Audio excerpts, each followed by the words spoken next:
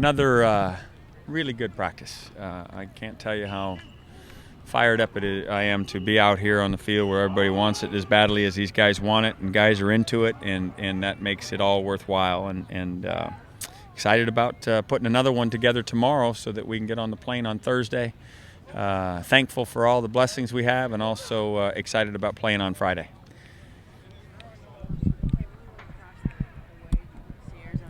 A team that kind of looks a lot like you. You know, a lot of close games. I read where Dennis said that they're a lot like us. We're two teams that are kind of trying to get over the hump, and they've dealt with some attrition as well, and so there are some similarities, and both are proud programs, and both are going to play spirited football on Friday. There's no question about it, and it'll be an exciting football game. He says that Threets is quarterback. Do you believe him? I know he had Osweiler work with them. Well, they're both like 6'9". they're both Battlestar Galactica. I know that, but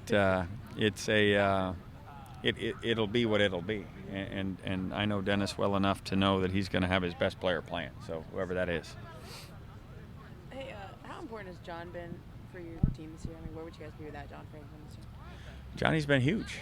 He's a gifted player. He's getting close to 1,000 yards. I hope like heck he can get there this weekend.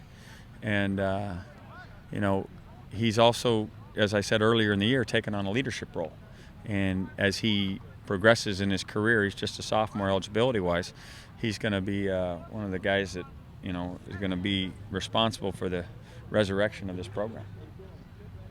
You look at you got your punter Locke in fifth nationally, right? Which shows probably maybe the most consistent thing. Yeah, he's been a huge asset to our program over the last 2 years, really. And that's what I'm saying. But also on the other hand, would you rather? Yeah, I would rather have him be rested. Right. Yeah. What about your most consistent part not being? We were looking at the statistics of punting, bragging on not only Jeff but the whole punt team, because everybody's a part of it when you look at the averages and so forth. But you look down and you see that Stanford's only punted 25 times. We're over 50. So eventually we'll get to a place where we don't have to punt as much and we can rest him. But he's definitely a weapon. Changes the field. Watching the film, what was so good about the second drive against Washington? Well, it was I think 13-play drive that covered 93 yards. The last 30 some odd, 33, whatever the run was, were in one play. So at that point we'd gone 60 yards in 12 plays, which is five yards a crack, and just kind of methodically gone down the field. A couple of third down and shorts, and those are hard on defenses. Unfortunately, they're hard to do consistently because defenses take offensive risks and come after you, and if they cancel it down, now you get behind the down and distance, and that's where we have to be better at getting back into rhythm. We got to hit third downs when we have a chance, and especially when we're open, and we've got to protect, and we've got to hit those passes and to stay on rhythm. And then if you can do that and get some consistency, then you can go about reminding people of a good football team. You said you need to get bigger chunks. The good football teams, and this was true in the NFL while I was there, and it's true of any level, is that you have to get some chunks of yardage so that you don't have to sit there and stay in rhythm. Because, as I said, defenses get scholarships too. They're going to cancel you, and it puts you behind, and that's why we have Jeff Locke. We just don't want to use him as much. So we've got to find ways to get some bigger chunks, but you got to do what you can do, meaning mindful of protection, mindful of experience, and mindful of what you can execute. So of Marsh and Owa and Zumwalt, who have you seen maybe come the furthest this year? Well, I think all three have made huge strides. I don't know that I want to take one, but it's unusual for a guy like Zumwalt to switch positions midstream and still be as and take on the responsibility and be as competent as he's been. So that you give him a lot of credit. But those other two guys are doing outstanding things too, and are going to be really good football players. Did you hear the term predictable? That question. It's a. I understand that people look at us as the 3-yard and the cloud of dust deal, and listen, if you look at my background and know what I like to do, I'd prefer to be way more flamboyant as an offense and able to hit things. And my first year as a head football coach, we were close to 500 yards a game, and so on and so forth. But you have to do what's prudent to do, and you have to understand what you have to do it with. And our guys have given us everything they've got, and this is the best course of action currently as we go forward. And then we'll make the evaluations as to how we want to look at ourselves for the future after the season. Can you get a cloud of dust off field turf? No, you can't. But we're all aware of what I meant. Can you talk about the development of Tevin McDonald and Malcolm Jones in practice and just, Tevin's a guy that is chomping at the bit to play. I think it's the right thing. He's a year young. He's just turned 17 when we started here, and so he's a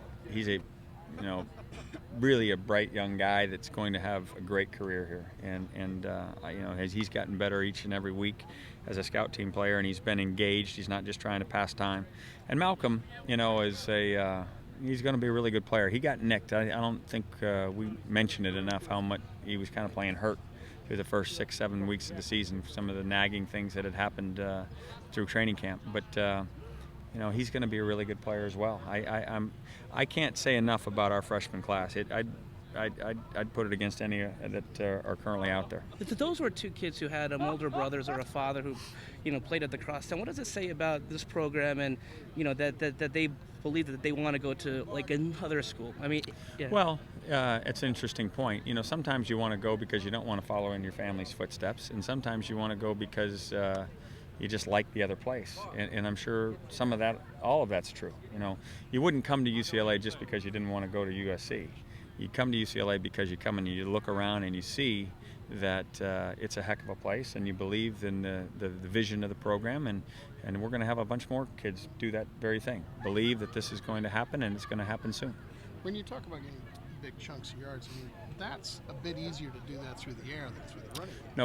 No question. And so we've got to look about what we can do given the constraints as to how to at least take some chances to do that.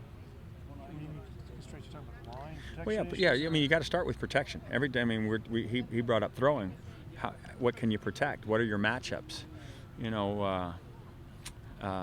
It is a fundamental that we all have to adhere to is, can he block that guy? And if he can't, then we have to give him help. And if you're giving him help, do you have the ability to threaten the defense, or are you going to end up running into double coverage and so forth? So you got to scheme that a little bit and look for your opportunities, all the while making the defense go along with what you're doing, which is pounding the ball at you, and so that they have to bring people up closer to the box and then take some chances to over the top, which is what the case was against Arizona. And so we got to keep trying to find ways to do that.